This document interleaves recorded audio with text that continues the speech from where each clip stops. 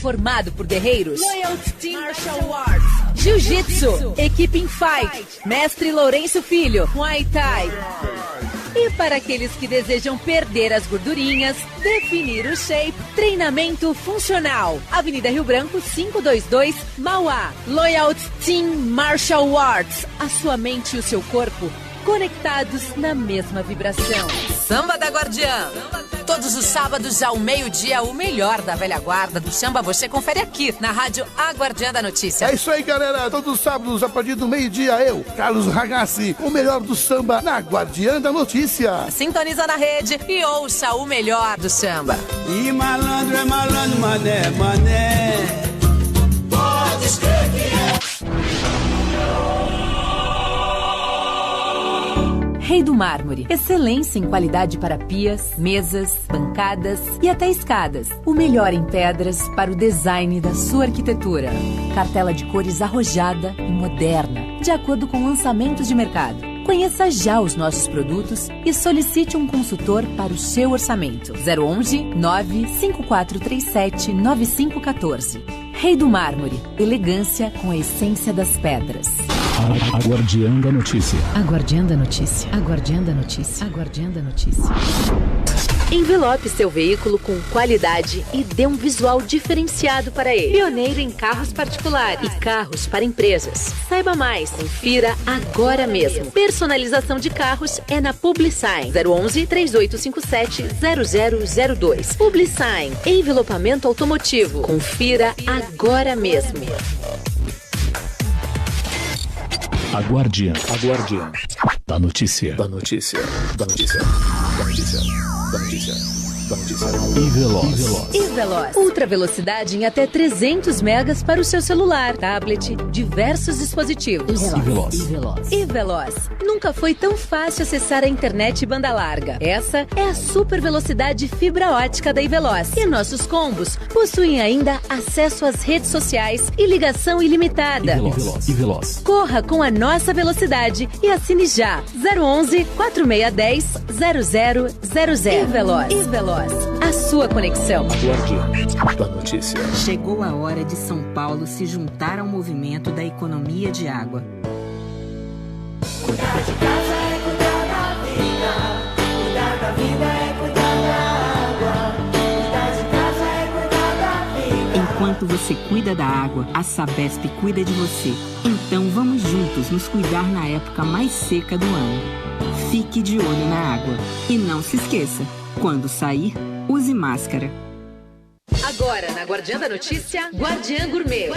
Comidinhas, especiarias, dicas para a hora do almoço.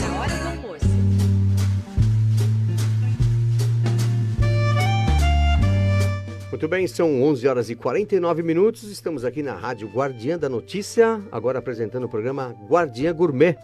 Você que está aí do outro lado, pode acessar nosso Facebook, A Guardiã da Notícia, ou nosso Instagram, @a_Guardiã da Notícia. Estou com o Dr. Antônio Carlos. Hoje o tema é espumante, rosés e tintos e suas combinações clássicas.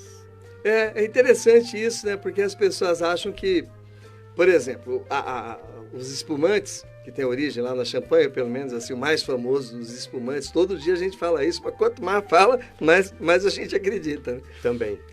E faz acreditar, mas é verdade. Porque até mentira contada muitas vezes dá certo. É verdade, doutor. E os espumantes, que eu anotei que o champanhe é o espumante mais famoso, ok? Mas assim, os espumantes de toda a ordem, eles costumam ser vinhos mais festivos, né? Eles não são exatamente vinhos que pedem comida. Você habitualmente pode bebê-los sem estar comendo nada. E muitas das vezes é isso. Eventualmente um coquetel de entrada, que essas festas chiques que você participa muito. Eu acredito que seja o senhor, muito mais. Né, nada. Então, bom, agora não festa nenhuma, né? Estamos na pandemia. E os espumantes, que são os vinhos consumidos sempre festivamente, eles são vistos como de entrada, para você prefaciar mesmo o teu jantar, o teu encontro, ou mesmo só deixar o espumante na beira de uma piscina, na praia, para aqueles que gostam mais de espumante do que de cerveja, outra bebida. Mas assim, o que acompanha bem esses mesmos de entrada? O que nós podemos estar comendo com aquilo? Tudo, desde esses pequenos sanduíches que são feitos com fatias de pão, que pode ser um piquenique, pode ser, e mesmo numa festa, o que se entrega não é um prato principal com esses espumantes de entrada. Você raramente vai estar fazendo uma refeição, não é proibido, nada é proibido, mas habitualmente ele não acompanha bem um prato, que seja ele um prato mais simples ou não, mesmo de frutos do mar, que passe a um prato um pouco mais substancioso. Alguns champanhes, alguns espumantes, sim, mas aí é uma outra estrutura. Normalmente são champanhes e espumantes bem mais caros e pedem aí alimento bem mais confortante sobre a ótica, sobre a questão calórica. Então, assim, os espumantes eles são degustados ou sem nada, acompanhando, ou com aqueles pequenos salgadinhos, entradas. Ele não briga com ninguém. E uma das bebidas de uva, né, um dos vinhos, né, ainda que espumante, que mais aceita a combinação com ovos. Com até a maionese você pode não é a melhor. Até brinquei já sobre uma sardela. Isso aqui. A sardela acompanha, não briga demais. Perfeitamente. Que é a sua Obrigado. Sua fábrica, né? Doutor, você sabe que hoje é o Dia Mundial do Orgasmo. Rapaz, conversa essa aqui vai dar... Nós já colocamos aí em pauta desde o início, né? Com o Manudinho aqui no programa da Guardiã do Tempo. Anunciávamos e um vinho caberia bem. E você sabe que tem um ditado que o meu querido amigo Newton Sommelier me disse uma vez, já procurei no Google, ninguém escreveu isso, acho que talvez tenha sido criação dele mesmo, mas eu não estou aqui vendendo como meu. E ele dizia o seguinte, que falava assim, né? E causava impacto. Eu causo ainda, copiando os outros, que os vinhos tintos fazem pensar bobagens, os vinhos brancos fazem imaginá-las, e o champanhe, o espumante, faz cometê-las. Então tá vendo esse papo seu aí, mas daqui a pouco a gente vai ter a censura, né?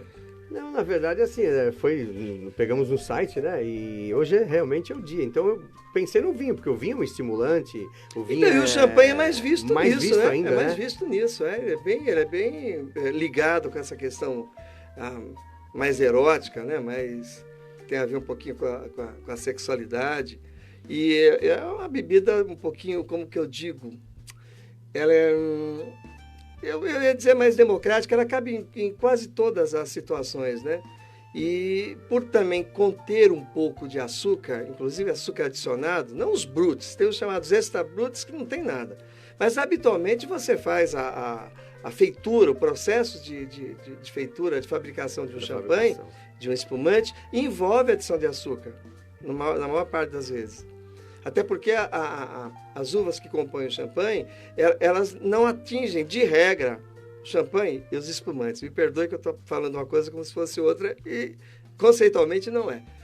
Champanhe de champanhe na França, naquela região de Champagne. Mesmo que nós havíamos dito no programa passado. Exatamente. Né? Se for um espumante feito igualzinho, feito em Champagne, feito no sul da França, não é champanhe, é um espumante do sul da França. Certo. Bem, de qualquer maneira, as uvas, de regra, não atingem a plenitude. Tem um jogo aí de maturação das uvas, que misturam habitualmente uvas tintas e brancas. Certo. Tem o Blanc de Blanc, só tem uva branca. E é até engraçado que eles são, de regra, mais caros quando você pensa nos... Mas aí são champanhes muito diferenciados. O champanhe que nós estamos observando aqui como entrada é o espumante básico, o mais simples, o que não ficou muito tempo, não primou por aquela safra. Aqueles que são safrados em Champagne, por exemplo, lá na França, em Champagne, eles são chamados de millésimés. São champanhe milésime, que a safra está anotada, não tem mistura de safras. E o champanhe espumante habitual, ele pode ser misturado uma safra com outra, porque o processo é um pouco demorado, ele não se faz. A gaseificação, ela pode ser imposta dentro de um Os de um tonéis? tanque, habitualmente dentro do tanque de aço. Sim. É o método Charmat. Mas o método Champenoise, que é o mais clássico, ele utiliza toda uma sequência que envolve...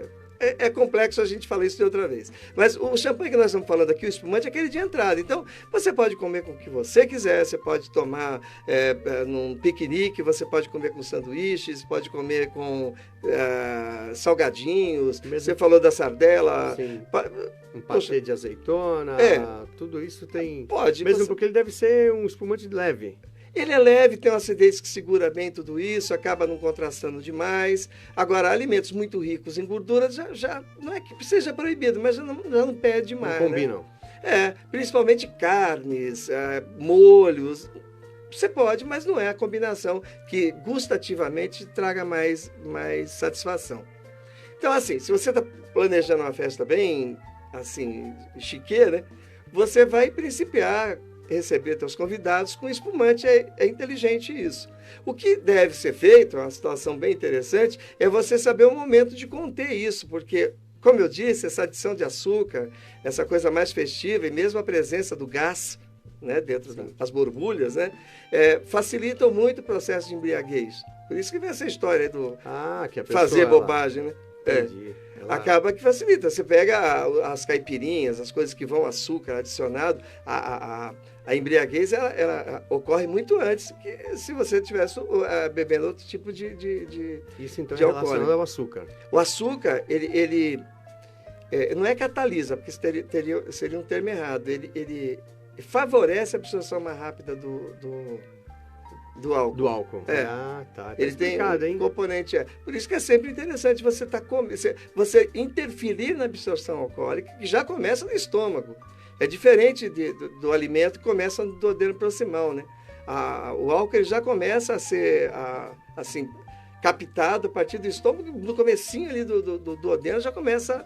Ingeriu, ele já começa a absorver. É muito rápido a captação do álcool. Se você tem alimento dentro do teu aparelho gastrointestinal, essa absorção ela é identificada, ela é retardada. Isso é interessante. É interessante. Então, você bebeu o champanhe, o espumante, aquele período ali de 20 minutos, sem comer nada, ok. Mas depois é inteligente que você já passe a comer alguma coisa. Para poder... E, de regra, se você montou a tua festa, montou o teu encontro, montou o teu evento, você vai...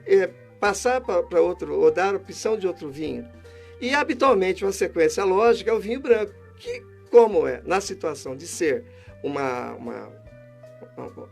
são vários convidados, né, uma reunião de várias pessoas, você vai tentar fazer com que aquele vinho branco seja a partir de um prato que você está oferecendo. E aí o vinho branco, aquilo que a gente sempre está falando, né? O vinho branco, você pode beber, eu particularmente bebo qualquer coisa, não tem problema nenhum. Mas se você está pensando num acordo que te traga mais prazer gustativo junto do que separado, você não deve estar colocando esse vinho branco com um ragu de rabada, por exemplo, com uma costela... como o senhor disse, são comidas mais pesadas. São né? comidas então muito mais gordurosas, que pedem contraste para ela, e aí o tanino vem bem nessas gorduras. Aí é bacana que você tenha pratos leves. E esses pratos leves envolvem aves, toda sorte de aves, o vitelo, que é uma carne de animal terrestre, de um boi mais novinho. Novinho, né? Que se torna macia, né? Na verdade, eles dizem, né? Que é uma carne macia. É muito interessante. Mesmo a carne de porco, se você estiver comendo um lombo, não estiver comendo a parte gordurosa, não é um torresmo, não é o leitão pururuca, ele cabe bem com vinho branco. Esses vinhos brancos mais comuns que nós falamos, já abordamos aqui algumas vezes, Chardonnay, Sauvignon Blanc, a Chenin, a Riesling. Acho que nós falamos basicamente de Riesling, Chardonnay e Sauvignon Blanc. Cabem bem com essas, mas são raras as uvas que têm uma pegada muito... que proíba, que acompanhe um prato leve. Tem vinhos brancos que, apesar de serem brancos, eles têm muita estrutura. Tem muita estrutura de elementos sólidos, né? Então fica um vinho que, quando você gira o copo e você o cheira, avalia o olfato, se você não estiver vendo que é branco, você não sabe dizer. de tanta estrutura, de tantos elementos que são vazados, né? Que são liberados, gases que são liberados, que lembram demais a estrutura de um vinho tinto, porque são vinhos, sim, brancos, mas muito estruturados nos bagos dessas uvas, né? E quando a gente fala de branco, nós estamos falando do vinho branco corrente, fácil de beber, e você está apresentando aí dentro da tua reunião, para os teus convidados, dentro dessa reunião que seja de amigos, de família, essa coisa toda. Então o branco cabe bem com carnes leves, com frango, com vitelo, com frutos do mar, com peixes, pode ser pescada, com peixe muito leve. O atum, por exemplo, já é um peixe que já é um pouquinho carregado. Você já deveria pensar... Mais forte, né? É mais forte. Já deveria pensar num vinho ou branco bastante estruturado, que já é próprio tinto. Ou o próprio tinto leve. Você pode ir muito bem com ele, com tinto leve. E quando nós pensamos nos vinhos tintos, aí nós temos uma ampla gama de combinações, que você pode ir dos vinhos tintos leves, que nem passam pelo carvalho, são vinhos que vão direto do aço para a garrafa. Esses vinhos são tidos como menores, mas eu particularmente acho que eles têm importância muito grande. Primeiro que são pouco trabalhados, eu acho que eles se aproximam mais daquela coisa, primeiro, mais fácil de comprar. Segundo, por não ter trabalhado em carvalho, tem um preço mais melhorado. Né? E normalmente nós bebemos muito jovens. Aqueles elementos do vinho, eles não... que o tempo melhora o vinho gustativamente falando. Mas quando você pensa num Lafite, Rothschild, que é um vinho, por exemplo, de Bordeaux, tem os meus amigos aqui, o Ibrahim, o Rony Fon, e o próprio Juan Alba, que acabei de falar com ele, que adoram essas coisas de Bordeaux, se você pensa num Bordeaux, desse naipe, que é o Lafite, o Margaux, o Latour, o Aubryon, esse vinho, se bebê-lo novo, ele tem tanta estrutura que é desagradável. Beber com 4 anos de vida.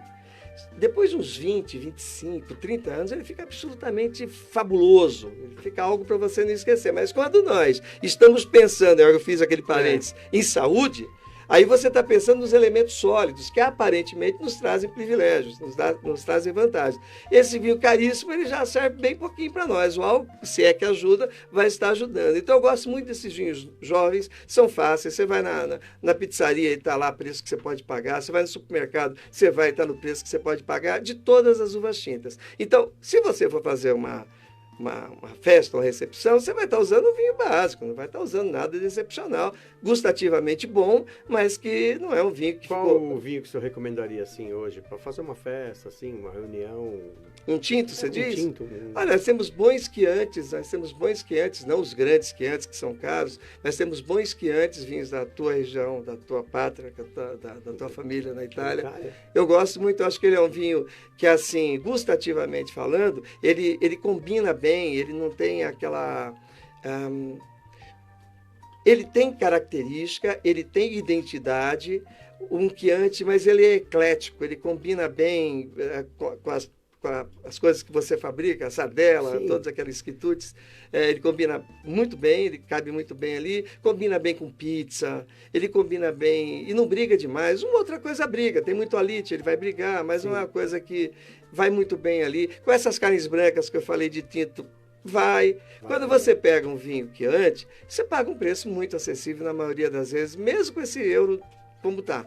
Você vai no supermercado, você consegue comprar, vai na tua importadora, nos importadores, bons importadores, mandar um abraço aqui para o meu amigo Adair, que tem uma importadora, comércio de vinhos fabuloso ali na Pamplona e também em Moema. Perdoa, Adair, que eu não sei falar o endereço de Moema. Então, eu ia perguntar isso para o senhor, onde comprar um lugar específico, além do supermercado, se existe uma casa específica? Poxa, muitas casas. Tem algumas, não tem? Aqui em Santo André tem uns meninos que é o André, me foge o nome da rua ali, acho que é Rua Laura. Existe Rua Laura aqui? Eu não sei. A Rua da Brasileira, que você toca lá para frente, belíssima casa de vinhos dele. Eu conheço, ele conhece muito vinho, é italiano do teu viés, assim, da tua vertente. Tem vinhos fabulosos ali, a preços muito bons. Tem os caros, porque existem os vinhos caros que tem motivo para serem caros, né? Mas assim, e aí o vinho tinto sempre pede carne? É melhor. Mas se você tiver uma carne vermelha gordurosa, quanto mais vermelha, gordurosa, sangrante, mais tanino precisa. É um jogo gustativo, ou melhor, é um jogo que para tuas papilas, do ponto de vista gustativo, é melhor. Então você pega esses Malbecs da nossa Argentina, ou da sua, da nossa, são nossos irmãos aqui da América Latina. E você come um bife de chouriço sangrante, para quem gosta, a combinação é muito mais interessante do que você pegar um quiantezinho desse que eu estou elogiando agora e degustar junto com essa carne. Então, um vinho mais estruturado, mais gordo, que aí no caso da uva Malbec. Mas assim, numa recepção que você fez, iniciou com espumante, serviu aqueles quitutes de entrada e passou para o primeiro prato, ou é um peixe, ou é um vitelo, uma ave, é legal ter um branco. Você vai modular a estrutura dele. Quando você entra no prato, que seja o principal, que seja uma pasta com pomodoro, que seja um guisado, que seja algo um pouquinho mais complexo, que robusteça o prato, os quiantes já começam a cair muito bem. Se você só usou algo parecido com pizza, né? Fogaça, porque interessava que tinha muita gente, o quiante vai muito bem. Quando você começa a pensar na polenta com ragu de rabada, com ragu de costela, com ragu ou com a bolonhesa, aquelas coisas todas que vocês inventaram por lá e que a gente captou bem por aqui. Nós somos os culpados.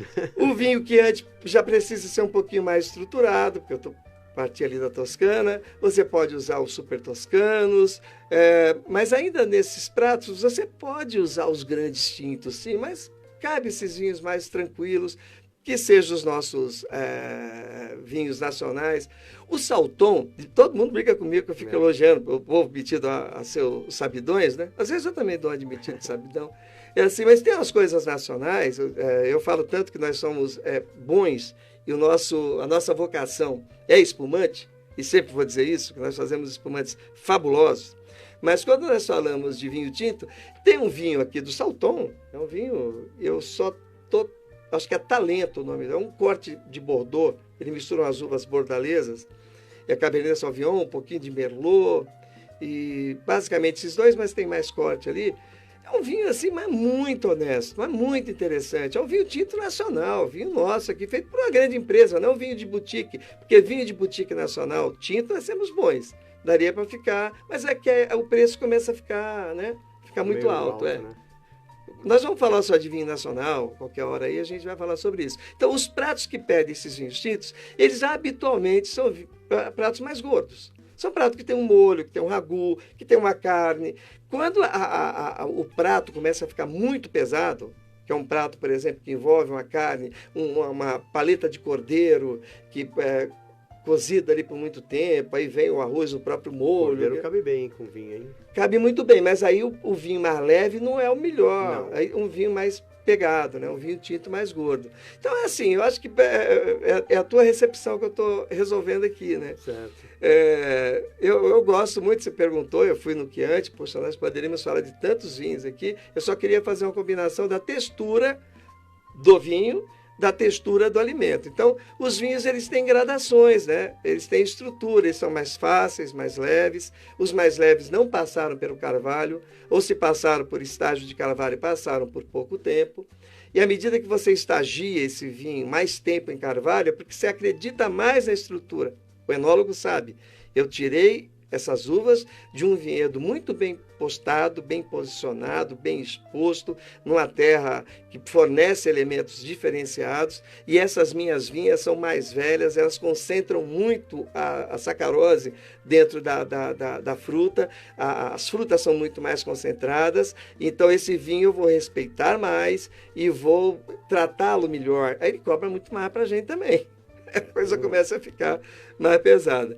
E a gente não falou, e até para fechar agora o nosso bloco, e semana que vem a gente fala mais coisas, né? Dos vinhos de sobremesa.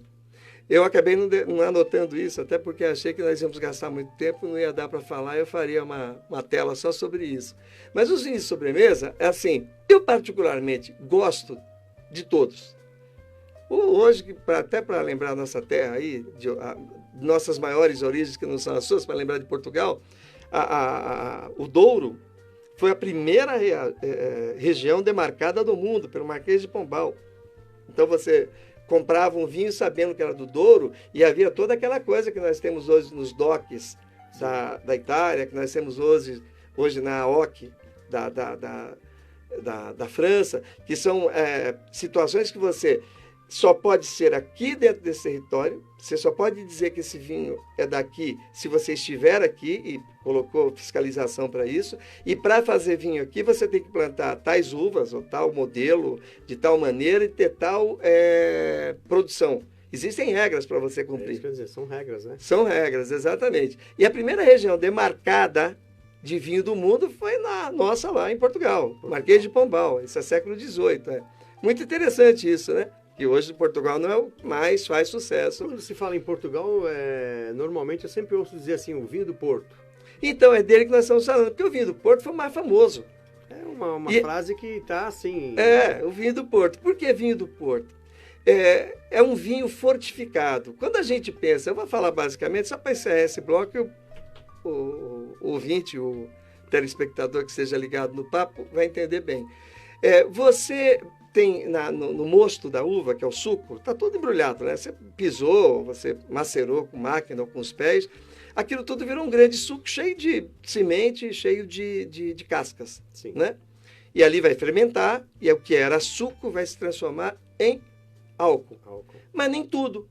Por quê? Porque nós temos a média de 11, 10,5 a 15 graus, se você só deixar ali pelas próprias micro-organismos que vão transformar o açúcar, a sacarose, em álcool.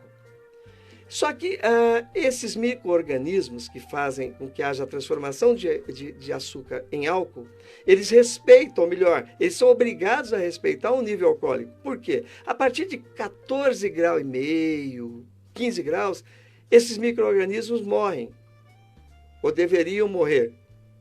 Então, se você estiver fazendo o teu vinho de mesa, você deixou fermentando, e você está lá ainda com 7 graus, 8 graus, ainda tem muito para fermentar, tem muito para fazer álcool. E você coloca álcool dentro daquela mistura, você mata os micro-organismos. Então aquilo não vai, aquele suco de uva não vai se transformar mais em álcool.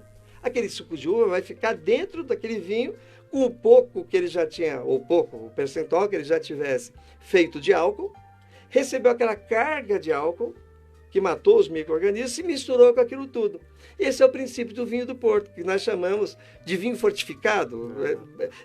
Quando você intercepta, ou melhor, o caminho de fermentação, ele é quebrado.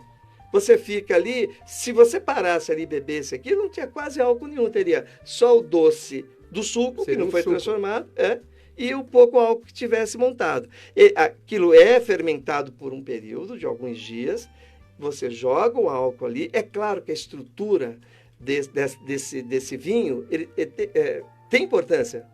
Não dá para fazer isso com qualquer vinho para você ter um vinho de qualidade de sobremesa. E por que ele fica doce se eu joguei tanto álcool ali dentro? Ele fica doce porque o suco que você não transformou em álcool. Você não permitiu que aquele suco fosse transformado. E aí você tem o que nós chamamos de vinho de sobremesa. Eu particularmente adoro o vinho do Porto. Se eu estiver lá na nossa terrinha e na casa de um amigo, que ele me sirva com a broa, que ele me sirva com bolo, eu não gosto dele como sobremesa, mas isso é de cada um. Na tua festa, faria muito bem de servi-lo ao final com os doces. Tem uma combinação extraordinária de vinho do Porto. Tem vários tipos de vinho do Porto, melhor, várias qualificações, desde os mais simples, bons, mais rápido, mais fácil, até os mais complexos, né? 40 anos, mistura de vinhos do Porto de 40 anos aproximadamente, são os tawnes datados, e tem os safrados. Um vinho do Porto ele pode ser safrado, só porque eu quero dizer que ano ele eu chamo de colheita. E se eu quiser dizer... se ele passar sob o crivo do Instituto do Vinho do Porto, tudo é complexo, eu estou emendando as coisas aqui. Para você dizer que ele é um vinho vintage, ele tem que passar sob o crivo de uma equipe do Vinho do Porto que vai analisar se ele tem estrutura para ser apresentado no rótulo dele. É complexado. É bem complexo. Tem estrutura para escrever vintage no rótulo dele.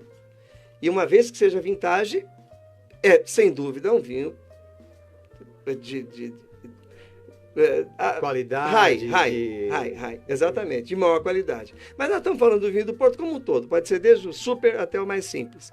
Mas eles combinam bem, tem uma combinação extremamente clássica, que é com gorgonzola.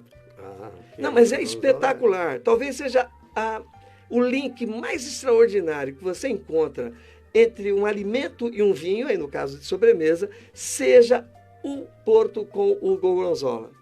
Que pode ser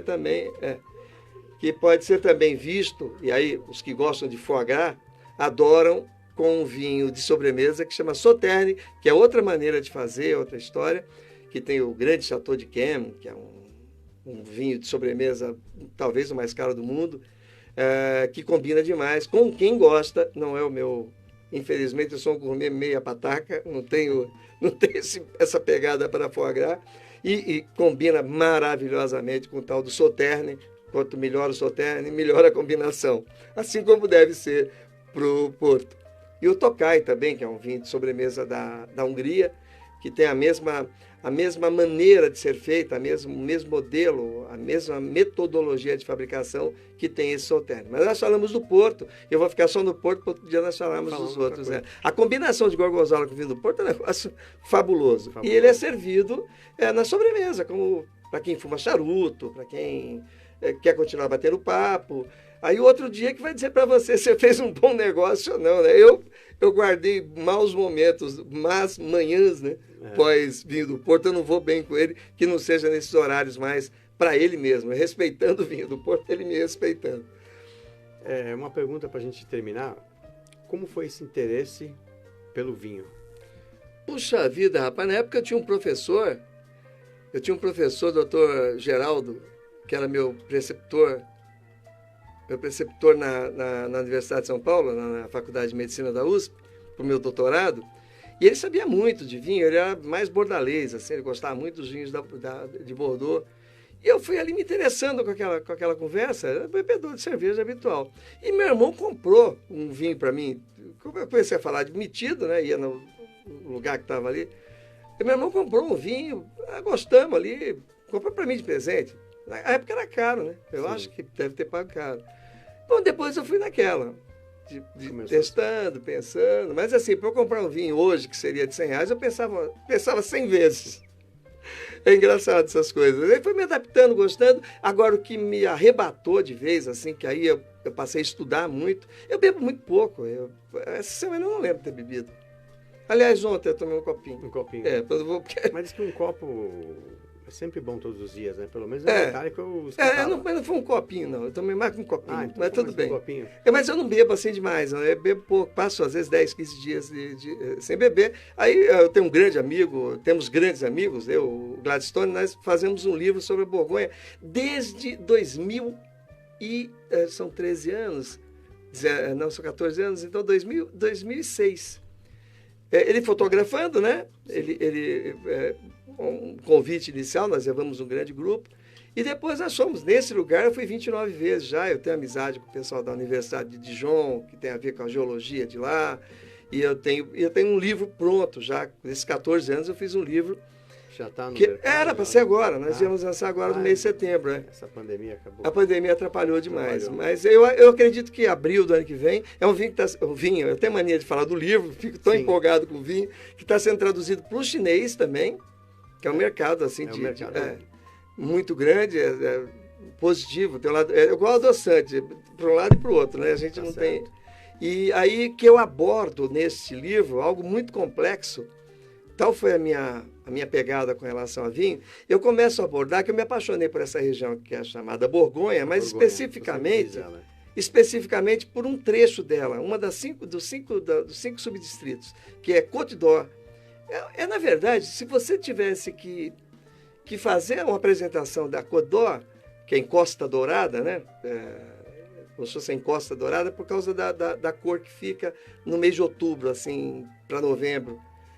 Elas amarelas, ficam quase vermelhas, quase laranja, cor de ouro. Sim, né? Fica bonito, né? É como se fosse uma serra, uma montanha com 55 quilômetros de comprimento. Nossa. Cheio de reentrâncias. Fantástico. E naquele declive entre a altitude, já está ali na altitude, o básico já é 200, 210, 220 metros. Mas entre a altitude de mais ou menos 250 e 280 metros, existe aí as explicações que eu dou no livro, que eu falo que é a questão geológica e pedológica, né? A questão da geologia e do solo. Tudo que compõe aquilo, que caracteriza o universo para plantação de videiras extraordinário. Então você tem vinhos absurdamente diferentes do resto do mundo e não dá para fazer igual aquele outro lugar. Por causa disso. Eu falei, mas de onde que vem isso? Por que acontece? Aí eu fui estudar. Fiquei esses 14 anos estudando isso. E acabou que eu acabei enlouquecendo com esse papo e envolvi isso. E aí nunca mais saí do mundo do vinho. Com esse grupo de amigos que vocês têm aí, são pessoas que interagem juntas em relação ao vinho, nunca pensaram em ter uma marca própria, assim, lançar um selo? Não. Eu tenho um amigo, o Henrique Caixão, um grande amigo, português, ele teve importador aqui, importava os vinhos dele, importava outros. Ele encontrou esse cenário nosso aqui de banco, ele voltou para lá. Melhor ficar lá, né? Teve aquela crise de 2008. Eu já ouvi essa história há muitos anos atrás. De pessoas que vêm aqui, eles não conseguem se acostumar em relação à política do país, monetária, financeira. Ele fica transtornado, ele fala, é melhor eu voltar para a Europa, lá as coisas são melhores, mas eu tenho uma estabilidade. Bom, isso aí já foi um pouco disso que ele fez. É política, né? Então... E naquela época que ele veio, nós criamos rótulos para o nosso querido Carlos Bittencourt, do restaurante A Bela Sintra, tinha um vinho que chamava Bela Sintra, que ele fez o blend, ele que criou, era fabuloso. O Abílio Diniz adorava esse vinho, não ia lá sem beber esse vinho. Mas era uma criação muito mais romântica do que a coisa, né, que para ganhar dinheiro. Mas ele acabou que vendia bem ali, a ideia é que aquela coisa fosse pegando. Foi dando certo, né? Na verdade, foi. Aí veio tudo aquela coisa, tudo que aconteceu em 2008. Ele teve problema com o dinheiro que ele tinha, estava lá. Um irmão, o Henrique é o irmão da minha família. E teve essa possibilidade. Nós pensamos num vinho que era para se chamar... Agora me fugiu, era até uma praia de Portugal. E não veio agora. É perto do Algarve ali. E nós pensamos, ficava elucubrando que corte que nós vamos fazer, de que maneira, como que nós vamos expor. Chamamos até uma numeróloga para fazer. Ver se ia dar certo. Tal. Sabe aquela história de adolescente montando um plano de vida? Mas é bacana, a ideia é boa. O Paulo Barbante, meu querido irmão, que escapou de um câncer de pulmão, o primeiro que eu conheço, passou 4 anos tratando em Houston, que foi proprietário da Intermédica Notre Dame, ele vendeu. Ele vendeu e desde que vendeu está tratando, mas graças a Deus está bem lá na vida dele, está vivo. Que ótimo. E esse Henrique, esse nosso amigo, numa mesa no Bela Sintra, nós compramos um vinhedo no Douro. Compramos, tudo lá, bebendo um pouquinho de mar, né? E muito engraçado que o Paulo Barbante, olha, essa história é para ficar contando, né? Deu umas 6 horas da manhã, 6h30, nós tínhamos acabado de chegar, ficamos tarde aquele dia, fomos dormir às 3 horas da manhã, e eu recebo um telefonema do Paulo Barbante. Antônio Carlos, achei que era brincadeira dele. Ele fala, Paulinho, Barbante, eu nem lembro como que eu falei no dia, acordei, eu vi o nome, me apavorei ali. Paulinho Barbante? Paulo Barbante. Paulo Barbante foi o dono, foi quem criou a Intermédica Notre Dame e vendeu para o grupo americano.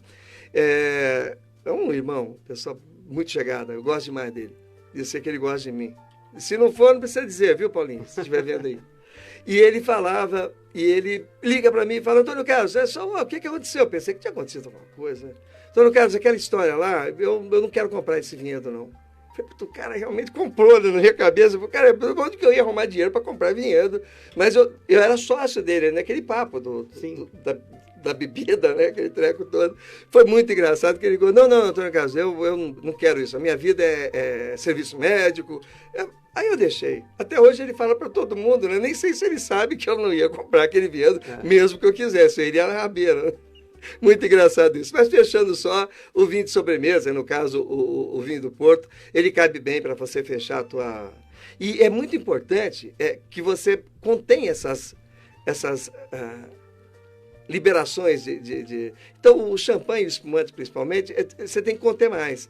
E principiar os pratos e entregar já esses vinhos associados. Não dá um espaço muito maior que 20 a 30 minutos entre as refeições, que senão você vai criar um monte de gente entusiasmada ali com aquele papo todo, e você a lembrança que vão guardar não vai ser a que você queria que guardasse. Entendi. Então é legal você ir casando, fazendo isso. E o vinho do Porto, que seja servido assim, em pouca quantidade, sempre com a sobremesa associada. Vai ter aqueles que vão querer beber a garrafa, você se vira com eles. Mas foi bom falar um pouquinho dessas associações mais clássicas, né? Foi ótimo. Eu acredito que estamos em momentos finais aqui. Sim. Hoje, mais uma vez, o doutor Antônio Carlos passou, e para quem está vendo na Guardiã da Notícia, o momento gourmet aqui da Guardiã. Hoje à noite tem, né? Porque hoje é dia do orgasmo, como nós havíamos dito, e um vinhozinho vai sempre bem. E o doutor já deu a dica qual que é, né? Então... o espumante sim, porque você está falando aí que é o dia do negócio lá, né? Então, tá bom, vou falar, dia do orgasmo. Então você vai bem aí com o espumante ou champanhe. Mas se formos pensar em pratos que esse dia está pedindo, um tinto mais gordo, um tinto mais complexo. Frio, né? Tá um friozinho meio acentuado aí. Então que não proíbe também que haja nada depois. Ótimo. Um vinho mais gordo. Então tá bem, você ouviu aqui pela Guardiã e viu a gente aí, o doutor Antônio Carlos dando a dica fantástica mais uma vez na Guardiã Gourmet. E até a próxima, né, doutor? Até. Muito obrigado, então.